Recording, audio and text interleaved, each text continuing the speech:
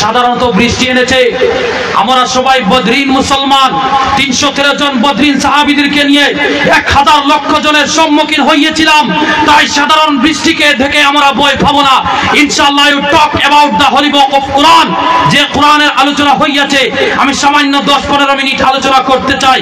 বদরিনের মতো কে কে আপনারা বসে থেকে আলোচনা শুনবেন? ইনশাআল্লাহ শুনবেন তো আপনারা আলোচনা? একটা তাকবীর দেন, নারায়ে তাকবীর।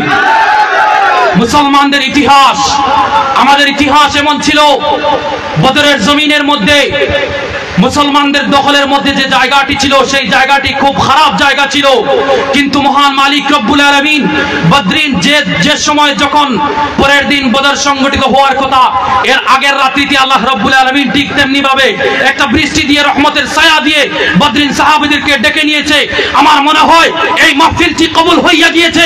কবুলের একটা নিশানি আল্লাহর রহমত নাযিল হচ্ছে। সকলে বলি আলহামদুলিল্লাহ।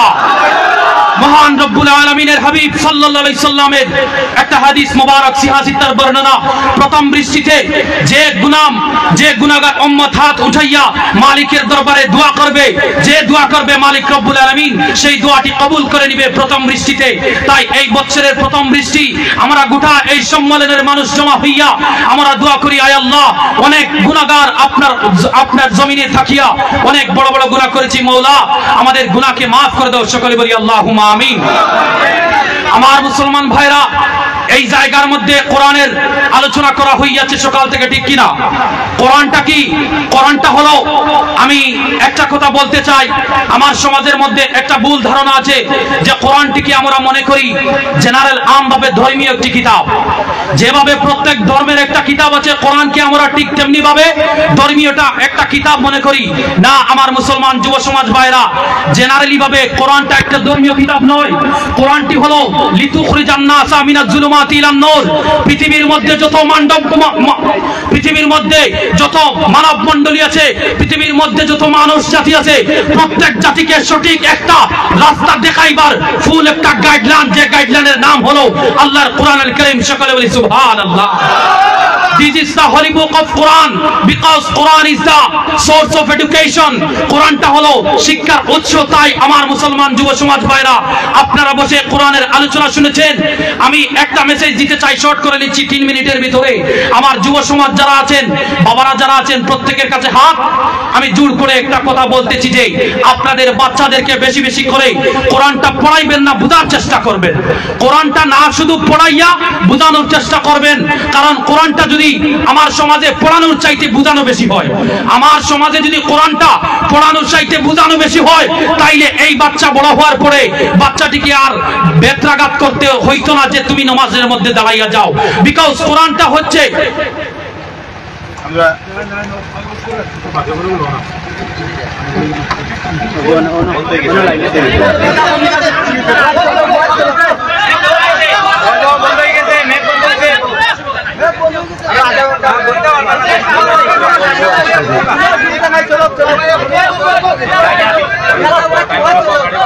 আপনারা কিতা করেন পরে যদি বড় ধরি এই পার্টিতে অসুবিধা হইব।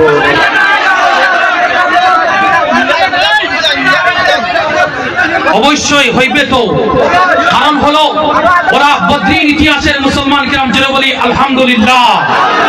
আমাদের ইতিহাসের মধ্যে সর্বপ্রথম যে যুদ্ধ হইয়াছিল, সর্বপ্রথম আমরা যে জয় লাভ করেছিলাম, এরকম হাজার হাজার মানুষ ছিলেন না। অনলি ফর 313 জনের সাথী নিয়ে, দল নিয়ে আমাদের ইসলাম ধর্মের বিজয়ের পতাকা উত্তোলন করা হইয়াছিল। জেনে বলি আলহামদুলিল্লাহ। তো বলতেছিলাম, আমার যুবক ভাইরা, আপনারা আপনাদের ছোট ছোট ভাই বোনদেরকে, বাবারা আপনাদের সন্তানদেরকে কোরআনটা বুঝাইবার চেষ্টা করবেন। বিকজ কোরআনের মধ্যে, কোরআন এমন এক সময় নাজিল হইয়াছিল যে সময় পুরো দুনিয়ার মধ্যে লেখকদের রাজ ছিল, দুনিয়ার মধ্যে লেখকদের রাজ ছিল। ওই সময় কবিতা বেশি বেশি করে পড়িয়া শোনানো হইতো। ওই সময় কোরআন পাককে আল্লাহ রাব্বুল আলামিন দুনিয়ার জমিনে দিয়েছিলেন। মহান মালিকের পয়গম্বর মুহাম্মদ সাল্লাল্লাহু আলাইহি সাল্লাম, তিনি যখন কোরআন পাঠ করে মক্কা মদিনার বড় বড় জ্ঞানী গুণী কবিদের সম্মুখে যখন উপস্থাপন করতেন, তারা সবাই কোরআনের তিলাওয়াত শুনে তাদের জ্ঞানের মস্তিষ্ক মস্তিষ্ককে মুহাম্মদ সাল্লাল্লাহু আলাইহি সাল্লামের সম্মুখে মাথা নত করতে বাধ্য হইয়া যেত। জুড়ে বলি সুবহানাল্লাহ। এটা হলো আমাদের কোরআন। আমার যুব সমাজ, কোরআনের মধ্যে সায়েন্স রয়েছে, কোরআনের মধ্যে anthropology, embryology, embryology, methodology, anthropology, sociology, প্রত্যেকটা লজি আল্লাহ রাব্বুল আলামিন কোরআনের মধ্যে ইনক্লুড করে দিয়েছে। আমার যুব সমাজ কোরআনকে যদি বুঝিয়া আপনার জীবনে নিতে পারেন, তাইলে এই সমাজটি সুন্দর হইয়া যাইবে।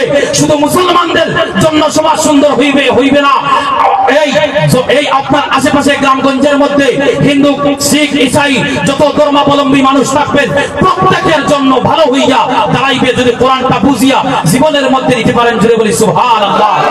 একটা মহাজ্ঞানী একজন হুজুরকে প্রশ্ন করেছিল, হুজুর আপনি অনেক বড় বড় কথা বলেন কোরআন নিয়ে, বলেন তো দেখি কোরআনের মধ্যে কি পলিটিক্যাল সায়েন্স আছে? যুবক ভাইরা কি বললাম? কোরআনের মধ্যে কি পলিটিক্যাল সায়েন্স আছে? হুজুর বললেন অবশ্যই কোরআনের মধ্যে পলিটিক্যাল সায়েন্স, সোশিয়াল সায়েন্স, প্রত্যেক সায়েন্সকে আল্লাহ রাব্বুল আলামিন কোরআন শরীফের মধ্যে ইনক্লুড করে দিয়েছেন। জুড়ে বলি সুবহানাল্লাহ। তার দলিলটি কোথায়? দলিলটি হলো ওয়ানাজ্জালনা আলাইকাল কিতাবা তিবয়ানান লিকুল্লি শাই। জুড়ে বলি সুবহানাল্লাহ। প্রত্যেক জিনিস দিয়ে আল্লাহ রাব্বুল আলামিন কোরআন শরীফকে আমাদের মধ্যে দান করে দিয়েছেন। এবারে আমি যুবক ভাইদেরকে একটা সায়েন্সের সামান্য একটা ক্লু দিতে চাই, যে ক্লুর কারণে আপনাদের কোরআনের ভালোবাসাটা বাড়িয়ে যাইবে।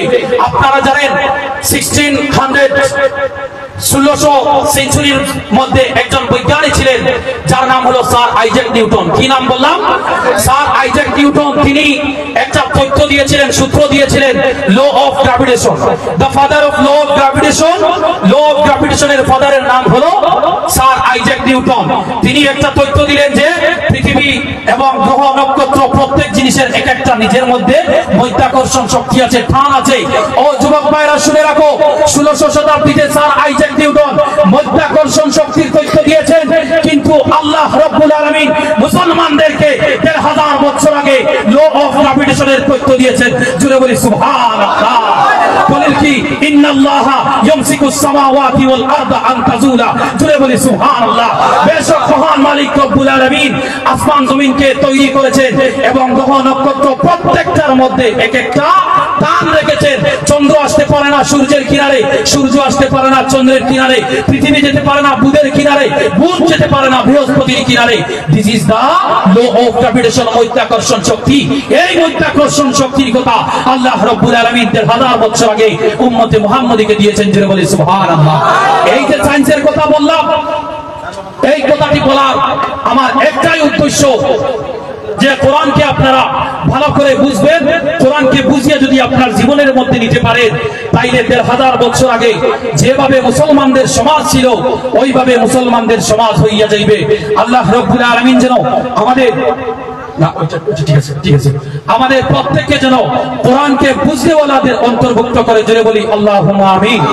সম্মানিত ভাইরা, বর্তমানে সমাজের মধ্যে বেশি করে করে জেনারেল এডুকেশনের উপরে প্রেসার দেওয়া হচ্ছে, ঠিক কিনা? প্রত্যেক পরিবারের মানুষ চায় আমার যদি ছেলেটা একটু জেনারেল এডুকেটেড হইয়া যেত, আমার যদি মেয়েটা জেনারেল এডুকেটেড হইয়া যেত, তাইলে কত না ভালো হইতো।